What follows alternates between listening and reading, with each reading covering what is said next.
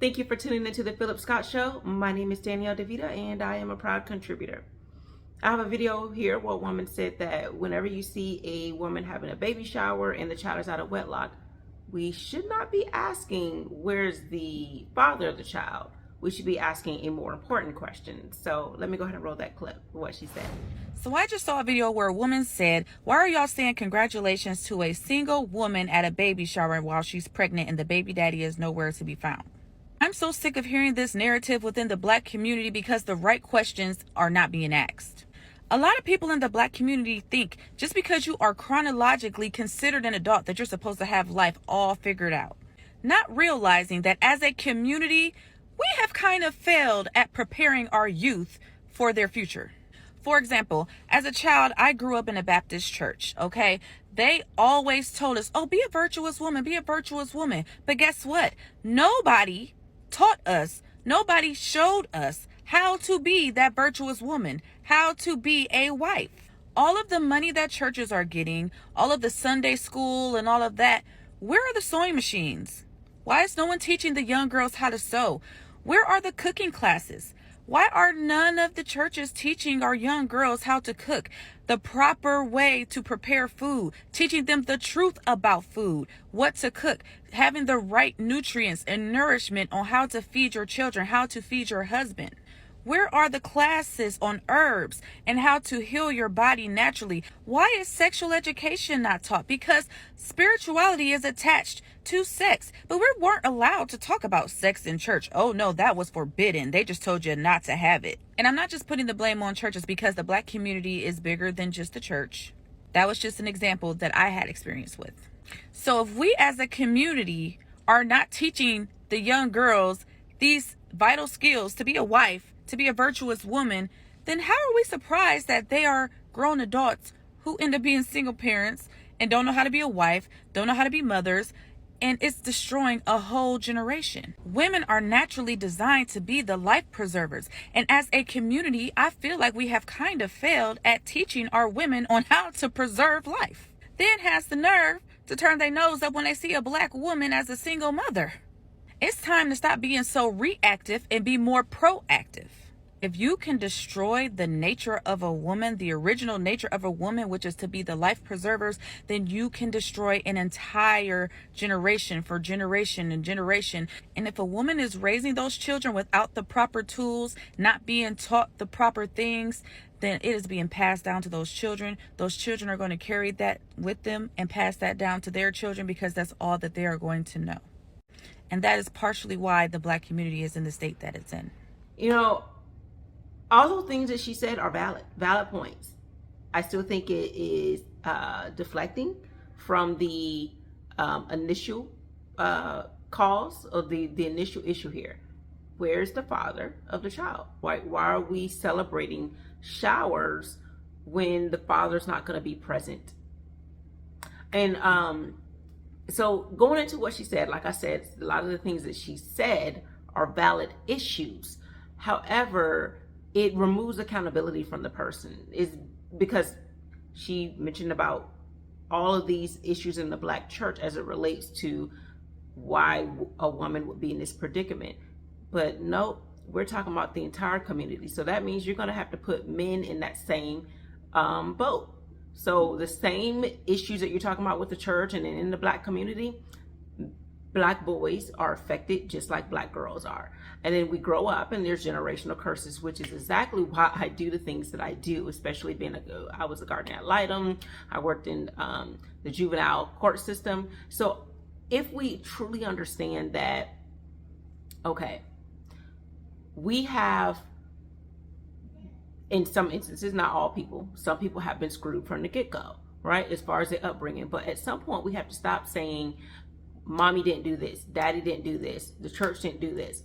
We need to hold ourselves accountable. So when we're younger, we can't do anything about our surroundings and our environment, but we can decide how we're going to proceed on as we get old enough and have that mindset of right from wrong. Because while the church didn't teach us so many things, they did say keep our legs closed and we didn't listen. They did say get married and we didn't listen. Right? Even though all these things, the sewing and the cooking and how to cultivate a healthy family, we didn't do those things, right? We didn't always listen at all. So it's not like they always taught or didn't teach us anything. The thing they did teach us, we still didn't always listen. But I do think that you should not just get married, just to say you're married. I want to have people be in relationships that are healthy, and just having the dad around is not enough. But if we're going to say, well, the church did this, the church did that, the parents did this, the parents did that, you as the woman opened your legs. You as a man unzipped your pants. At the end of the day, we did the deed, and then these are the consequences of it. Not the child is the consequence, but what happened as a result of the accident, right? No support system in some cases. Some people have that, right? Two people can grow up in the same neighborhood and then turn out completely different. So that's and saying that means you can't always blame how you grew up, how your surroundings, your environment in which you grew up in. But we can say, how did we handle everything after the fact? Think about spades. There's so many people that don't know how to play spades, and you can have a really good hand and you can underbid. So you could have a great life and still don't do the things you need to do. Or you could have had a really bad hand, but if you played your cards right, you actually end up winning even with lower cards. So we have to understand that life can be like spades.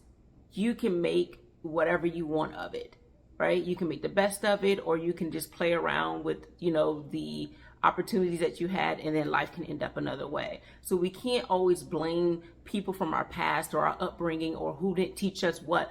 We live in the age of social media now. Just as quick as you can go on social media and talk about what Black people can't do and what the church can't do, when you can go on social media and talk about that, then you can go online and get the same education as far as how to sew, how to cook, how to be a wife, how to be feminine, how to be masculine if you're a man, how to be a great father, how to be a great mother. You can, this age that we're in now, everything is at our fingertips. No matter where you live, from the hood or to the suburbs, most people have a cell phone. And they have a high quality cell phone. Most people ain't walking around with flip phones anymore. So that means where you can get the information, whether you choose to get it or not, that's on you. And so this is not to say that women right now who are having a baby shower, that your child is not a blessing. None of that. This is not what any of this is saying. This is saying that when we're talking about an issue, it's not always good, well, it's not good at all, to deflect and say, well, this is the problem.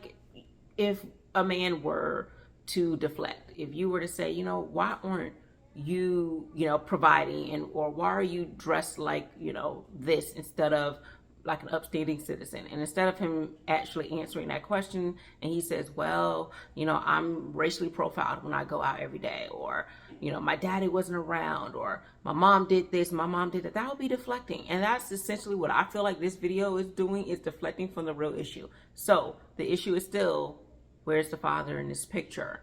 Because it's not about the woman, it's not about the man, it's about the child.